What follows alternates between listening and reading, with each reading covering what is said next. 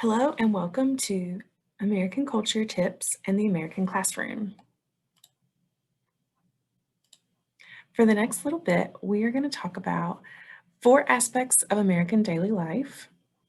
We're going to have an airplane view of cultural differences, and we'll discuss cultural expectations and what to consider while a student in the American classroom. Let's first go over 4 aspects of the American daily life that you will encounter. First, language and greetings. If you've never been in a Western context, it's really important to know that you greet someone with a handshake, a smile, and eye contact. Oftentimes Americans will say, "How are you?" And sometimes the expectation, the response is just supposed to be, "I'm good." You might find people saying, "I'm fine, how are you?" Right? It really just means hello. Idioms are a common feature of the American English, so we encourage you to do a little research. Here's a website that I will share alongside this video for you to look up phrases and explanations.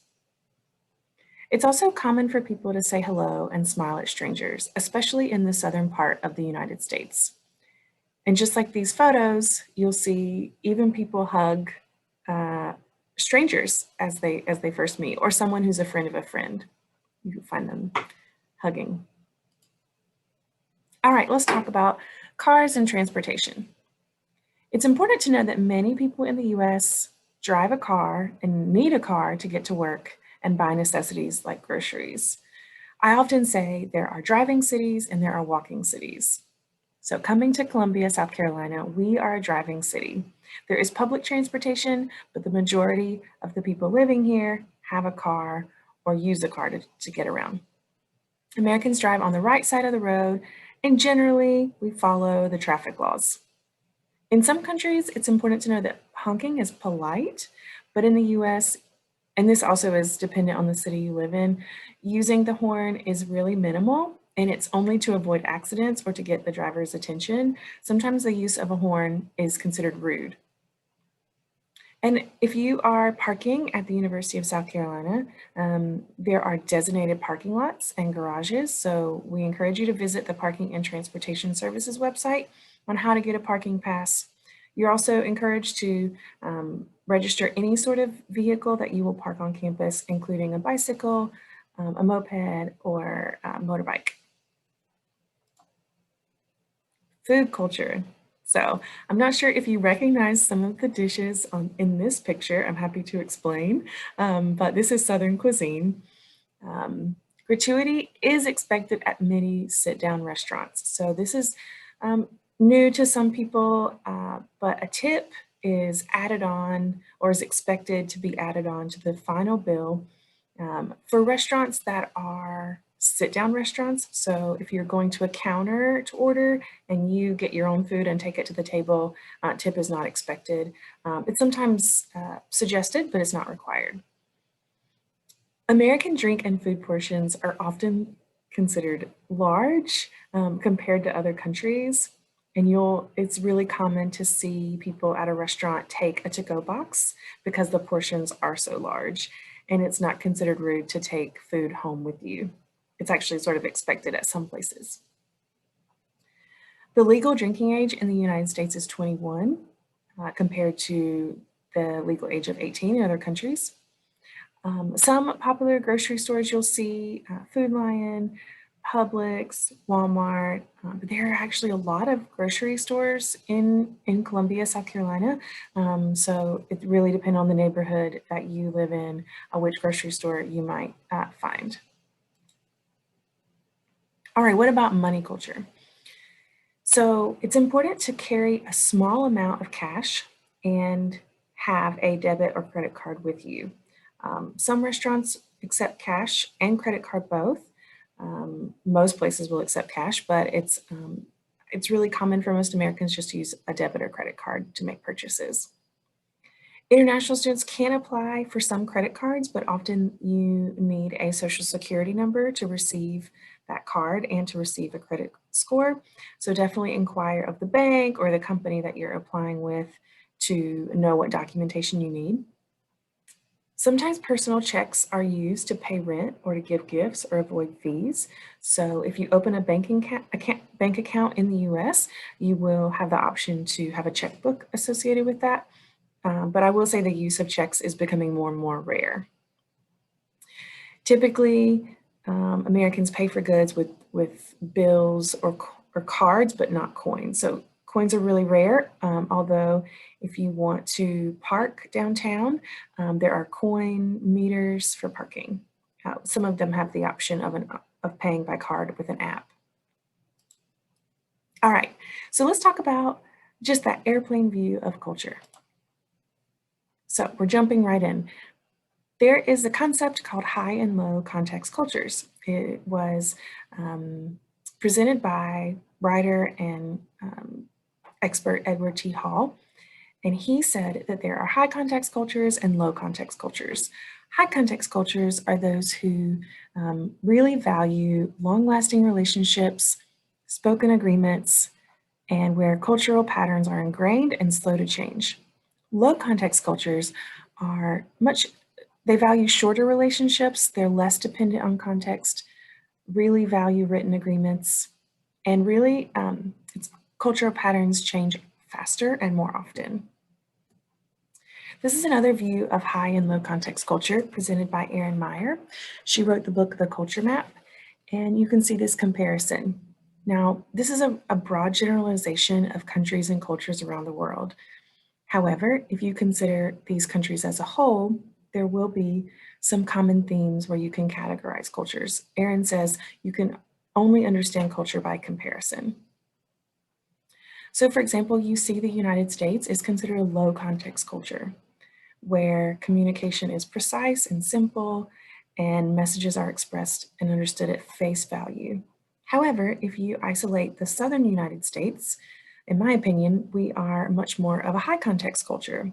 So there are messages that are spoken and read between the lines, and some messages are often implied. So depending on where you live in the United States, you may find both high and low context cultures. One definition of culture is the collective programming of the mind, which distinguishes the members of one group or a category of people from another. So by this definition, the way we can understand our culture is to understand the way people think, right? They think about themselves or another group. Another way to understand and identify cultural values is through this iceberg model. So there are so many layers to understanding our cultural identity. You can consider that there are things visible and things hidden. So our worldview, our beliefs, our values are under the surface of the water. Those are the hidden aspects of our cultural identity. And the thing that most people consider when they think about culture is the behavior, the visible things, the way we eat or how we eat, right? What we eat, the way we dress, the way we speak. Do we use our hands when we talk? What gestures are common? How we interact socially, things like that. Those are the behavioral, observable parts of our culture.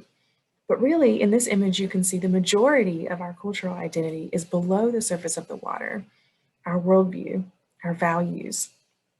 So why do we interact with our elders or speak to our elders in a certain way? Well, it's motivated by our beliefs and our values, right? How we see the world. Why do you take off your shoes? Or why do I take off my shoes when I enter a home? Probably there's some kind of cultural value behind it. So it's really important to not make a stereotype, right? To not assume something about another individual just by observing behavior. There's so much more to who I am and so much more to who you are. I think this is a crucial conversation when we start talking about and comparing cultural differences. And when you have cross-cultural experiences, a lot of times you will go through culture shock. And culture shock can be represented in this image here, where there is a season of a honeymoon phase where everything is wonderful. Oftentimes there is a downward slope of anxiety and just stress and homesickness of being in a new place. And then often you will have an upward swing of adjustment and then acceptance. Now, depending on where you've moved from and how long you've lived in a Western context, you may or may not experience a long, as deep of an adjustment, or as, I guess, as long of a cycle. But I've heard from friends and experienced myself that this cycle can also exist when you've been away from home for a long time and then you move back and you realize you're not the same. The way you view your own people and your own culture is not the same. So just be aware of that. This cycle of culture shock can look a little bit different depending on your context. Now, what does that mean for your life at the University of South Carolina? Well, there is a lot of phases to adjusting to a new culture, and you may experience each of these four quadrants. You may feel marginalized or separated, or some of these could be also your choice, like choosing to separate and be with people who understand you for certain seasons of your career at USC. But really our goal for you is integration. We hope that you will feel comfortable in the culture that you've come from, and also being open to accept the host culture that you're in the southern states in the US. All right, now let's move into talk about classroom cultural differences. So you may be surprised by the differences in authority structure in an American classroom setting. Authority and how we view it varies by situation. One thing you may observe is that a professor may say to you, "Hey, you can call me by my first name." So as a student, you're encouraged to just consider what's comfortable for you. Being in graduate school, I didn't feel comfortable calling my professor by their first name. So it's really your choice, but just know that you may be surprised by that.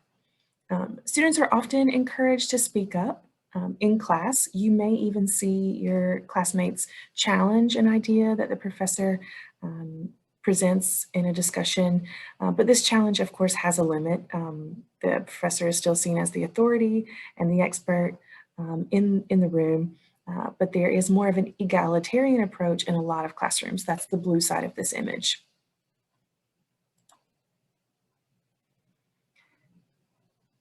Differences in individualistic and collectivist cultures can be evident in the classroom as well. So research and discussion is often based on one's own thoughts or work. That is a very American, it's a high American value to own your work, to be very, I guess, siloed in some sense in your research. And you'll see that in the way that we, cite other researchers and give credit to every single person that's quoted in a paper or peer review. Sharing your answers on tests and quizzes is often frowned upon. It depends on the context for the assignment, but it's really important to seek clarity before you assume that just because it's homework or just because it's done outside the classroom, that answers can be shared. Individual ideas and space are valued in many parts of life. Not really related to the classroom, but equally as important. If you have a roommate, you might find that if they're an American roommate, that they may have this idea of my space versus your space, my food and your food, like a clear division and boundaries of what's owned and what's shared. And so it's going to be helpful for you to know that in advance. Normal actions may be interpreted differently in different cultural contexts. What does that really mean? Okay, let's talk about time. For example, when you see on your schedule that you're supposed to show up at 3 p.m. to class, what does that mean to you? Every culture has a rule about, time, space, confrontation, unspoken or spoken rules. So don't be afraid to ask or clarify if you're not sure of the expectation. So if you are going to a party at someone's house and they say, come at 6 p.m., does it really mean 6 p.m. or does it mean you should show up at 7 and that's permissible? So consider which context you're in. Is it formal or informal time? Is it a formal or informal occasion? And maybe ask some questions, observe other people. What are your friends doing, right? What time are they showing up to class? Are they showing up to a social engagement? And you'll be able to gauge by observation what the normal is for the context. So Americans tend to value polite but direct language. And like I mentioned before, this can be different based on the region that you're in. So take notice of the directness or indirectness of the conversation. If you feel like you're not being successful in what you're trying to communicate, don't be afraid to use an alternative form of communication. So if face-to-face isn't as comfortable for you, sending a text message, or maybe having a conversation over the phone might be another method. But like I said, there are regional differences. So this is just another way of describing collectivism and individualism in a chart form. One thing that's noted is the idea of nonverbal communication versus verbal communication, or the idea of a fluid sense of time versus a linear sense of time. Think about how you've grown up and what has been your expectation in lifestyle. We all bring cultural rules and expectations with us, whether you lived in a multi-generational household or you lived just with your parents, maybe you were an only child. Your living situation in the United States may be different than what you've expected. It's sort of normal for an American to eat alone during lunchtime, or want alone time and close their door. That doesn't have to necessarily be a sign that they're sad or discouraged. It could just be that individualism coming out and really wanting more independence. All right, so let's kind of wrap this up and think about some practical classroom tips. So my suggestion to you, introduce yourself to your professors. Let them know that you're an international student. Let them know where you're from. Tell them about who you are. Don't be afraid to initiate conversation with your classmates. Sometimes at the university, you will find out that there is a group chat. There's an app called GroupMe. There's an app called WhatsApp. Sometimes there's a text group going on for everybody in the class to make sure that you don't miss assignments. So find a peer to help you when you're out of class or to add you to that group chat. Read the syllabus thoroughly. Your syllabus for each class is going to be like your roadmap. So it's really important to know what percentage is participation, what percentage of your final grade is going to be on tests or quizzes or homework. Every professor at the university will have office hours and will have an email address. So use those things to your advantage. Most professors are really approachable and they want you to come to them if you have questions. Use the available resources, the library, your peers, your teaching assistant, your professor. They're all here to help you and to make sure that you're successful in the class that you are signed up to be in. Communicate when you need clarity or when you have issues. So whoever you feel comfortable communicating with, please do that. And if you are having language issues or you're not really understanding what the assignment is, don't be afraid to reach out to your professor, stop by their office hours when they're going to be in their office. And most of the time they're willing to set an appointment up with you. And participate. The university classroom in the United States is really an interactive classroom. So try to speak up in class discussions. Don't be afraid to let your opinion be known. All right, and last but not least, the University of South Carolina believes that diversity and inclusion is necessary to achieve academic and institutional excellence. Every student, every faculty and staff, they not only matter, but their unique perspective is at the core of our strength and our success. So you are so important to the values and the goals of our university, and your presence is really so important to us.